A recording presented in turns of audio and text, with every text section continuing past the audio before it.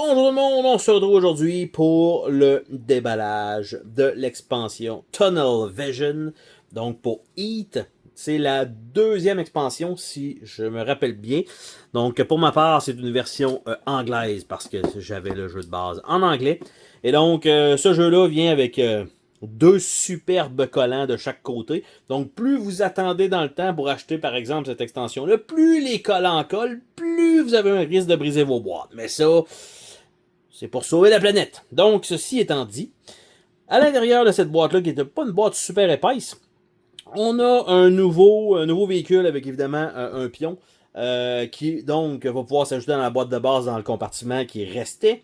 On a deux circuits, donc un seul board recto-verso. Et on a l'air d'avoir quelques petites cartes de plus, mais pas énormément. Donc on parle de 12 cartes basic, on parle de 9 heat et 6 stress. On a 15 upgrade, 7 sponsors, 4 événements, un pad de papier probablement et un livret de règles. Donc on regarde ça ensemble. Et ici, c'est intéressant, c'est au lieu de dire X nombre de joueurs, ben, ça fait juste marquer plus 1. Donc tout dépendant si c'est la première expansion que vous aviez, je pense que c'était 6 le jeu de base, ben là vous tombez à 7. Si vous avez les deux expansions, vous tombez à 8. Donc, la petite boîte, pas mal mince, je trouve. 1.3 mm, là, c'est mince. C'est mince, les garçons. Et les filles aussi. C'est très moyen. Au moins, le contenu reste protégé. On s'entend que c'est comme fait quasiment dire « Hey, embarque-le dans ta boîte de base », c'est presque ça. Donc, on a ici, je m'attendais à un gros livret d'instructions, mais ça se trouve en deux comme ça.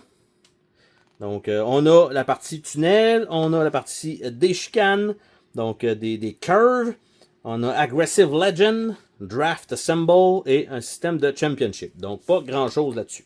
Après ça, on a le plateau, donc, numéro 9 pour le joueur mauve.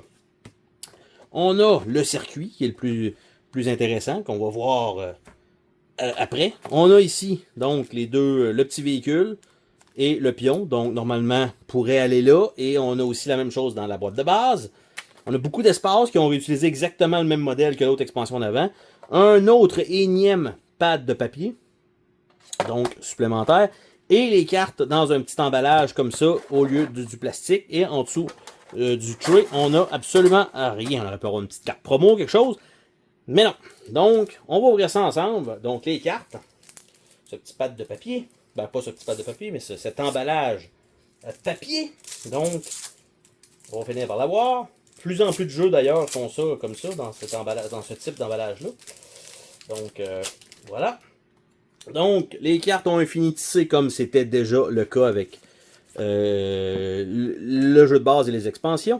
Donc, ici, on a Hold On Tight, Smile and Wave, Tunnel Vision, The Pressure Cooker, et on tombe avec ça comme ça.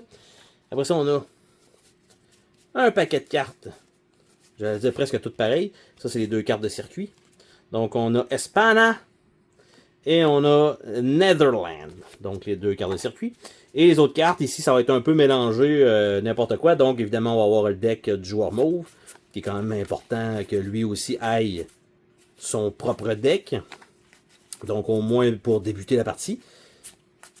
Et évidemment, ces cartes qu'il n'aura pas le choix de mettre dans son deck. Et aussi, selon le nombre de joueurs, donc on en rajoute un certain nombre. Après ça, on a Aeol Wing Industry, donc pour les ailerons. On en a 2, 3. Ok, on en a plusieurs copies. Après ça, on a le Front Wing. Deux couleurs, donc pas exactement les mêmes statistiques, encore une fois.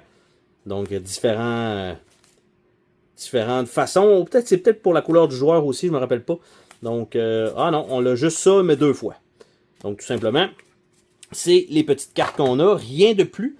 Et donc, on va regarder le plateau ensemble, qui est le plus intéressant, je pense. Parce que le reste, on ne l'ajouterait pas, qu'on pourrait quand même continuer à jouer avec juste les plateaux. Et donc, ça va avoir l'air de ça ici. Je vais nous dézoomer, bien sûr. Donc, ça a l'air de ça ici. Donc, évidemment, on a un petit peu un glare ici, mais somme toute, on voit quand même la piste. Donc, il y a un tunnel ici, de là à là. Il y a un autre tunnel de là à là. Il y a un tunnel dans la curve à l'autre bout. Il y en a un autre ici. Puis il y en a un autre là. Donc, ils ont mis quand même beaucoup l'emphase sur le tunnel. Vraiment pour l'Espana. Donc, Ça, c'est fait. Et de l'autre côté, le Netherland, un peu plus ouverte, un peu plus de ligne droite, on va dire ça comme ça. Prendre extrêmement de vitesse là-bas, surtout dans la grande loupe, pas trop de curve ici. On a une courbe qui commence là. On en a une deuxième ici, elle limite. Et celle-là, après ça, on en repart sur une ligne droite. Donc, somme toute, complètement deux circuits, je pense, très distincts entre les deux. Donc, encore une fois, quand même, la qualité de bonne facture, les cartes avec un beau petit fini tissé, le plateau, la boîte, je peux pas dire overkill parce que c'est pour le plateau en tant que tel, là. Mais tu sais, beaucoup d'espace encore dans cette boîte-là, même sleevée, la moitié du plateau serait... La moitié de la boîte serait remplie. On a un plateau de joueurs supplémentaire qui est nécessaire, bien sûr, si on veut jouer le joueur mauve. On a les petites instructions. Et je vais pouvoir enlever les collants sur les côtés. Et sur ça, on se dit à la prochaine pour une autre vidéo. Salut tout le monde!